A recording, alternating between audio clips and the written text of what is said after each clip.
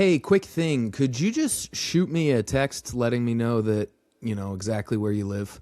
Maybe what devices you use, when and where you go during the day, and when you're not home.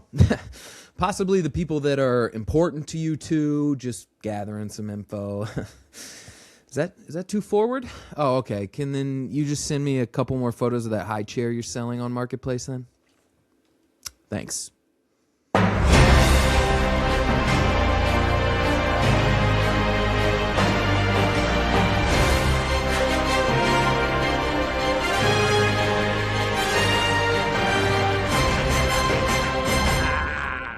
Welcome to Security Today. We're back for another episode of the Security Today podcast, brought to you by your host, Uncle Baer. That's right, Uncle BAER _ on Instagram and Twitter, and at Security Today Podcast on Instagram and YouTube. I'm also out there on LinkedIn. This is your security industry's technician first podcast, bucking all the norms, giving unpaid opinions, and set on providing you the education and the brief news highlights that you need to continue to grow and hashtag be the better tech. The purpose and aim of this podcast is to inform, instruct, and indulge the security technician. So give me a like, give me a follow, and don't forget to subscribe to this podcast. If you're looking for education in physical security, then please visit BeTheBetterTech.com, as the youths say, and get turned. All right, welcome back to another episode, another week. We're actually a full month into this now. That's exactly what I was hoping for, that we could at least get this far, okay?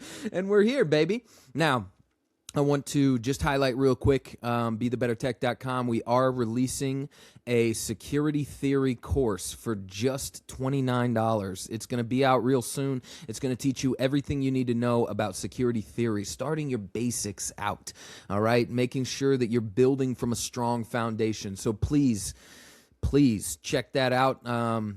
You can check out the website and stay tuned to the podcast. I'll let you know when it comes out. Trust me. Also, please share the podcast, share the likes, the follows, the comments have been excellent. I love you all, and you're just making me feel all the warm fuzzies, and I think we can really take back this industry. I really think we can. Okay, let's talk about what we're going to talk about. So Shelly is going to let you know when the kitchen flooded.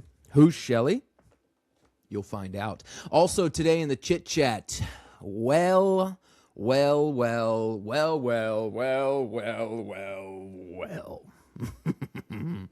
And I'm going to try to terrify you every month until you do something about it. So strap on the fear of our new god Data and either get to worshiping or begin your blasphemy. I can help you out with that. We'll get into it. But every single week we give a shout out on this podcast. That's right.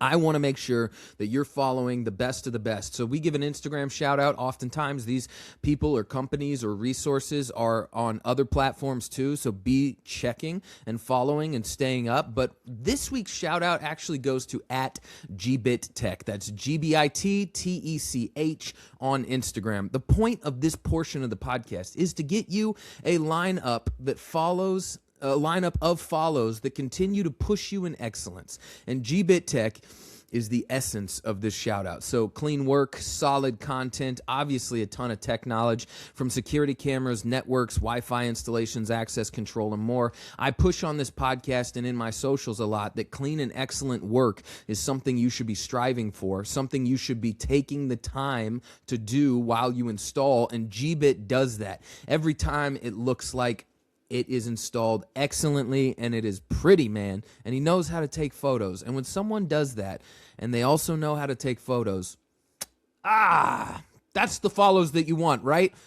I mean, listen, there's a lot of good technicians out there that even post, and their content is, how shall I say it, humble? Yeah, but when you get a guy who understands how the camera's supposed to work, or a girl, and you get a technician that knows how to display what they're doing and walk you through it, it's just something that is a diamond in the rough and should definitely be in your feed. So go give them a like and a follow. Like every post, okay? And then maybe they'll get the idea that you heard of them here at GBitTech. As always, you're welcome. We're getting right into it today. Obviously, I want to make sure that this podcast is providing you what you need to know. So it's going to be a good day. I'm going to scare you a little bit. And that's what I'm here for. Let's get into the chit chat.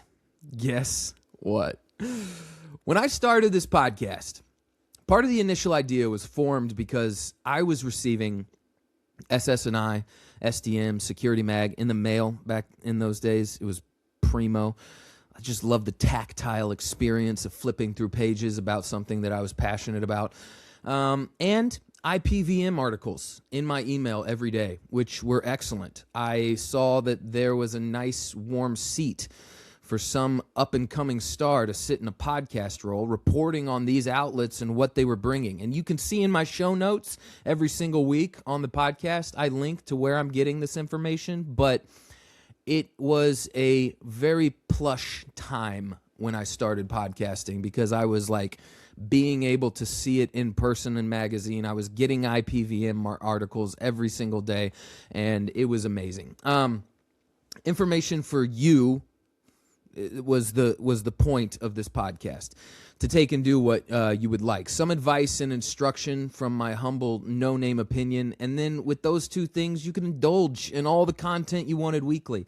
And that's exactly what we're continuing to do. But pretty quick after getting started, IPVM, whom at the time I was a huge proponent of, simply because they were giving you for just a couple $100 a year the information that you as a technician needed and wanted to know. The on the boots, or the boot on the boots. You were on and in the boots that were in and on the ground, and getting the information that actually mattered to you every single day. Well, they stripped the industry from that, got on the highest horse that they could possibly find, and they made the entry fee for articles on equipment that they called research like $6,000 a year, okay? I poked the Hanovich Baer a bit on LinkedIn about what the hell, man? Come on. I was poking him about how without allowing for a tier of access that actual integrators could afford on their own dime, because small integrators have a hard time seeing the future, and so oftentimes it is you putting the investment in for yourself, which is good, but it's always great when an integrator or a company can see the benefit of that and put the investment in for you. And look, there were some bullshit excuses why the liquid gold that they were producing wasn't for the peasants of Middle-earth.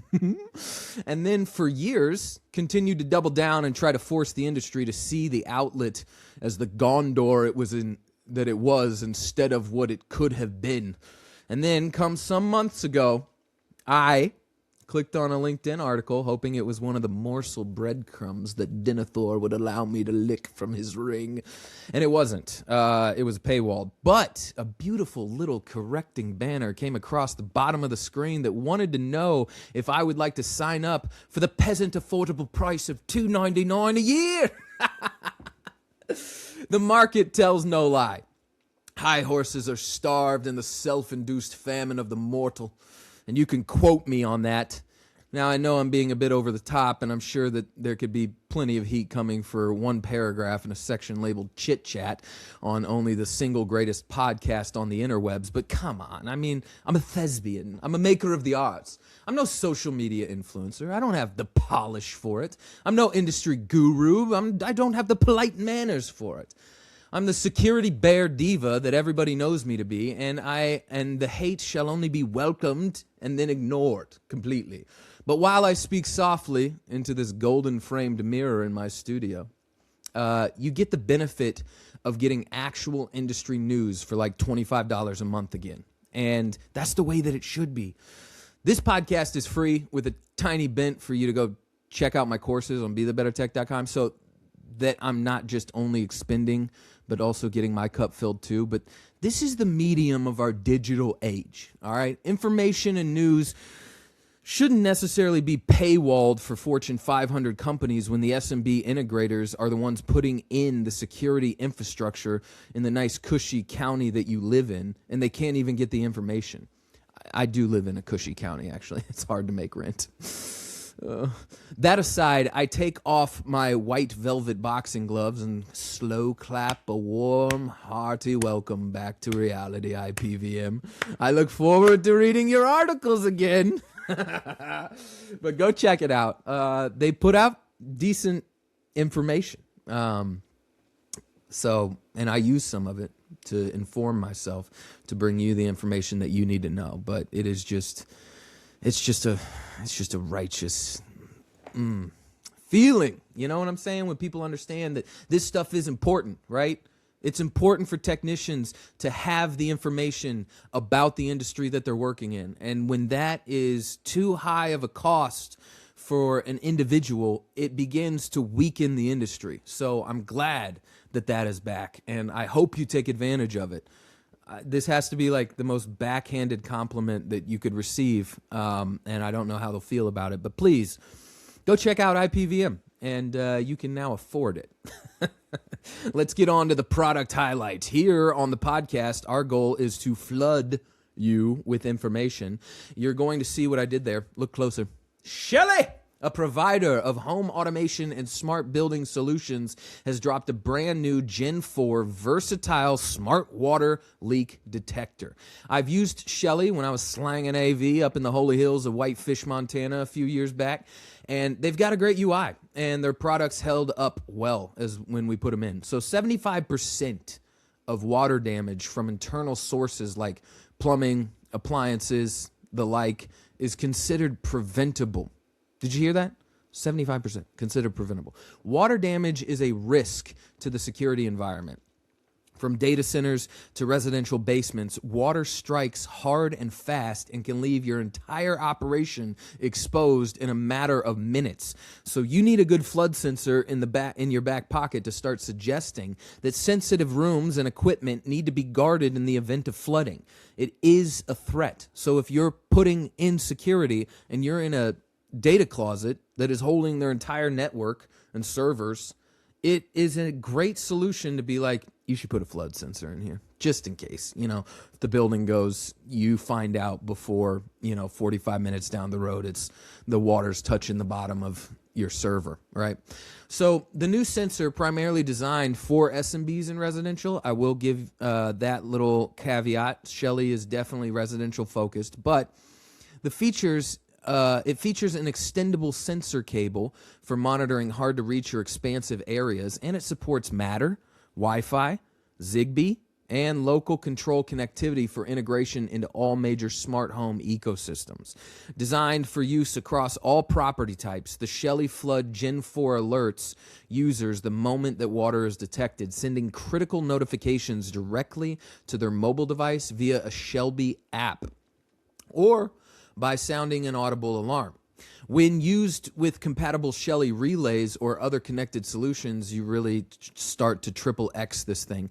The sensor can automatically cut power to appliances like dishwashers or washing machines as soon as the leak is detected. For added protection, the Shelly Flood Gen 4 sensor can also integrate via supported platforms with smart water shutoff valves, stopping water flow into the entire space or house or small business, and at the source immediately when the leak occurs. And I've actually seen this work with Shelly in a home, and I've installed it and fired it, and it shut the valve off, no problem. It was very cool to see. So check this and more products out at us.shelly.com and protect your small business owners and your clients' homes, as those are the people and places that can take the greatest hit when the company dishwasher runs all over the floor all night long, and now they have to shut down operations. On to the meat! We're here quick, baby. Security is a broad term in and of itself, right? It can mean cyber, physical, as in cameras and credentials, physical as in sunglasses and 9mm, if you get what I'm saying. Security online against catfishing and manipulation, security as in finances, and the list goes on and on and on and on. Because this podcast is centered around the low-voltage security technician in physical security, we talk tech. We talk strikes over mags. We like to shit on Vergata, and the list goes on and on, right? Sometimes, though, I want to make a point that as a security professional, you should be practicing what you preach, okay? So I'm going to hit you a little close to home. Don't get triggered. And then I'm going to scare you a little bit, and then you're going to go fix some things, and we're all going to be in a better place, okay? The work that you and I do in the physical security industry is too important to allow us to embody the phrase that the cobbler's kids have no shoes. The idea is akin to you being a car mechanic and you don't want to work on your car when you get home anymore because you work on cars all week. And that might fly if you're crafting alligator whole-cut Oxfords, right? Or that beat-up 69 Yenko Camaro is tarped in your garage. But when it comes to knowing what we know because of what we do, your uncle's here to tell you that you need to be someone who practices security in your off time to prove your salt as a security professional, okay? Sorry, but you need to be doing it. So I'm going to enlighten you a bit in this digital age, and then you're going to shift your behavior at the end of this podcast, and then we're all better, baby. That's why we do what we do, right? I brought this information from a Substack that I follow called Secrets of Privacy, and it's worth the newsletter, so go check it out. I'll use a personal example here in this podcast so you feel less judged and more heard. We listen, we don't judge, right?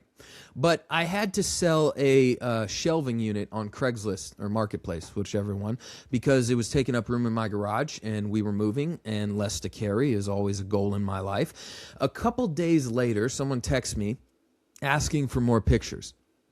You obviously snap a few more photos for them. They lowball you, you decline, and that's the end, right? Right? Wrong. Buried inside those photos, you texted was a set of GPS coordinates accurate to within a few meters. It also recorded the date and time down to the second, confirming you were home on Tuesday afternoon. It captured the make and model of your phone, along with unique device identifiers that could be tracked and traced back to you as the original purchaser. This stranger now has a home address, when you were at home, what device you have, and all that can be extracted within seconds using free online tools. This is the dangerous world that we live in every day. But because it's so lived in, and it's so lived in by everyone we know, the risk and the danger lurk in the background, forgotten, until the prowling lion strikes and your whole life gets turned upside down. This is all done via phone metadata. The same metadata that they build profiles on you and then algorithmically, I say that almost every episode now, but for some reason I can't get it out, algorithmically shift your life and direct you however they see fit. But I'll explain that in another podcast.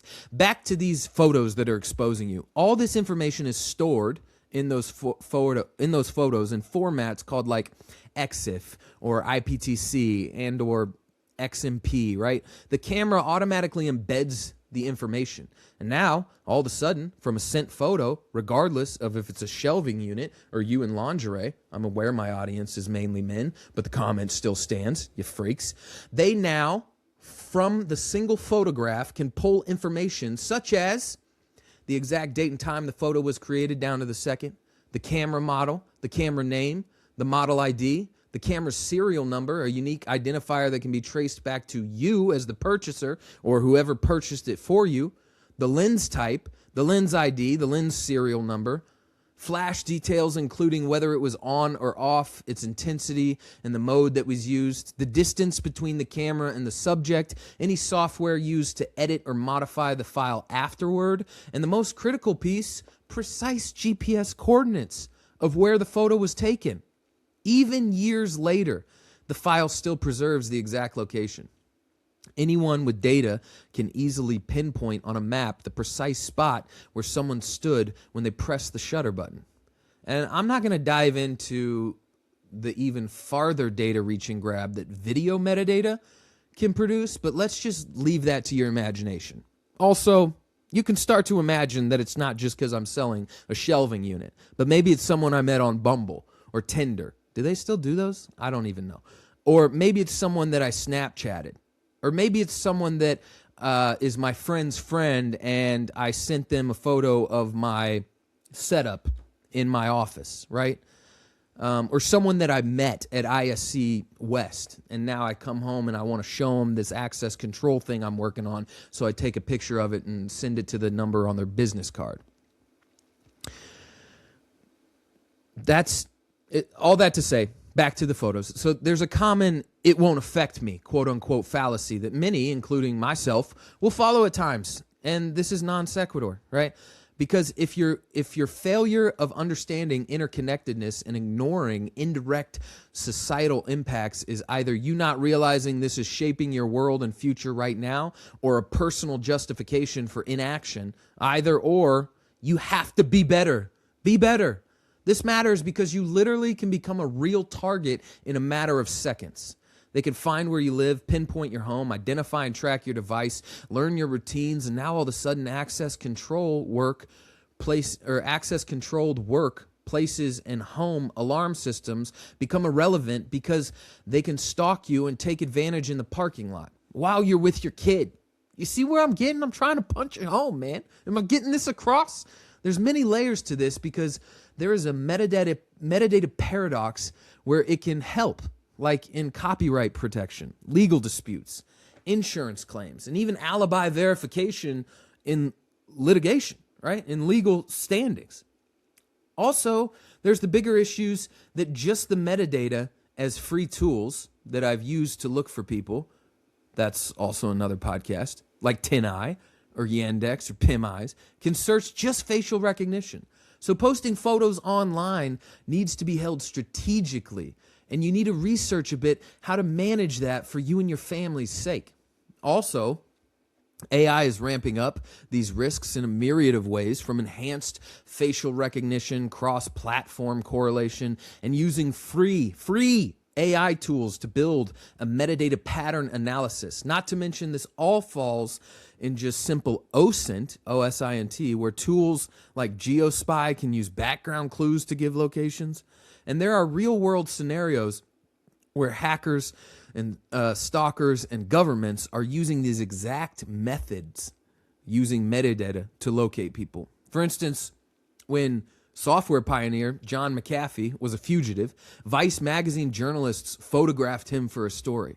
The iPhone used to take the photos embedded GPS coordinates in the metadata, and within hours, McAfee's location in Guatemala was exposed to the world. A single photo from a trusted source compromised his entire effort to remain hidden. Now, I doubt you're a security professional that's a fugitive and taking interviews with Vice and also smoking a lot of crack cocaine, but you can just be Joe Blow, and one freak Discord rotten TikTok brain incel can decide that you need to die, and they know how to find you. I hope I got you scared, but I am your uncle in security, so here's what to do. I'm going to talk to my iPhone users. Big ups to the iPhone users. The first thing you're going to do is disable locations for your cameras, okay? You can play this back. Open Settings, tap Privacy and Security, and then Location Services, and then Camera. Select Never. This prevents GPS coordinates from being embedded in your future photos. Remove metadata before sharing. When you tap the Share button on a photo, look for options at the top of the menu that it appears in. Tap it, toggle off location to strip GPS data before sending. Also, check existing photos. Open any photo in your camera, roll and swipe up, or tap the eye information icon. And if the photo contains location data, you'll see a map showing where it was taken. Also, use third-party tools. Apps like Metafo and ViewExif let you view and remove metadata from multiple photos at once, giving you more control over your entire photo library. You can use things like, you can also use third parties like Delete Me and what's the other one that pops up in my ads all the time? Shoot, I can't remember. But there are third parties that will go out there and start scrubbing internet, trying to remove things that are tied to you, and sometimes that can be photos or videos. Now, my Android users, I would expect you to already know this, but maybe not. My Android users, disable locations from your camera, okay? Open Settings, then Apps, then Camera, and then Permissions, and then Location. Select Don't Allow. Note that the exact menu path varies depending on your phone manufacturer, but that's roughly how you get there. For instance, Samsung devices, open your camera app and tap the gear icon to access settings, look for location tags, and turn it off. Remove metadata before sharing. Android doesn't have a built-in option to strip metadata when sharing, so use a free app like Photo Metadata Remover or Scrambled EXIF to remove location data before you start sending your photos. And also Google Photos. When sharing a photo through Google Photos, look for the Remove Location option to strip GPS data from the shared image. Here's some final words from Secrets of Privacy Substack that you can follow for free for their newsletter. They say, assume every photo and video contains your location until you've verified otherwise. Before sharing anything sensitive, take a moment to check what metadata is embedded. Not all platforms handle metadata the same way. Some strip it automatically, others preserve it, and many keep it for their own use, even if they hide it from other viewers.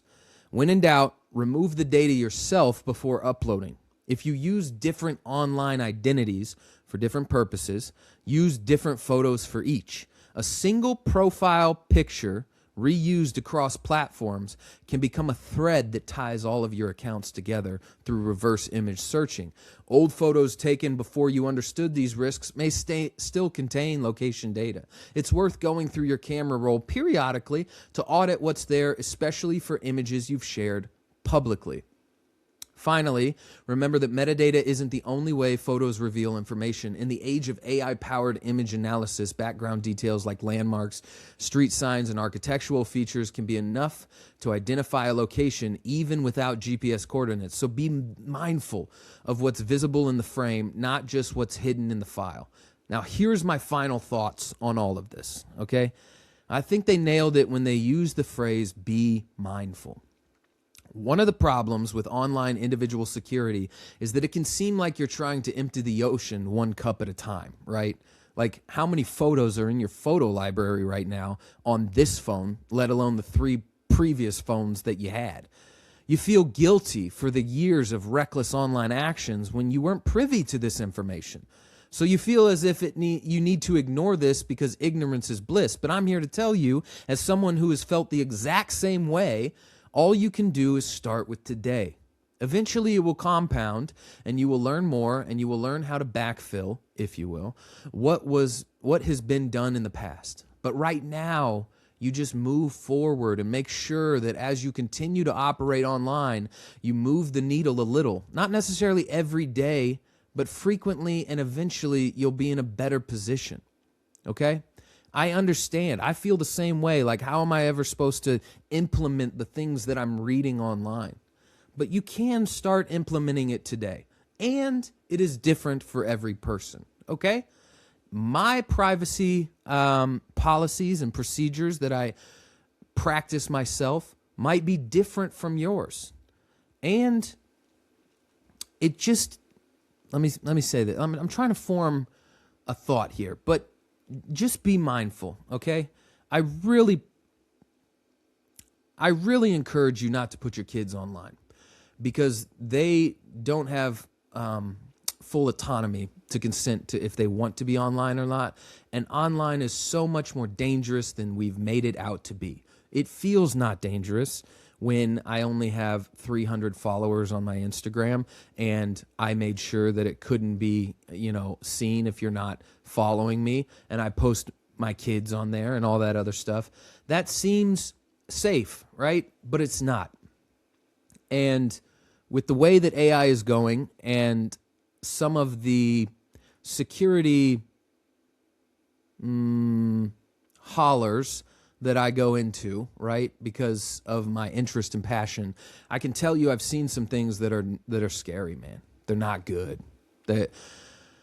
They have the ability to ruin someone's life completely and utterly, to the point that that person might not even feel the need to live. So it is very, very dangerous out there right now, and it is only continuing to get more dangerous. It has already infiltrated all of the games, the videos, the this and that your kids are taking part in if they're getting a lot of screen time.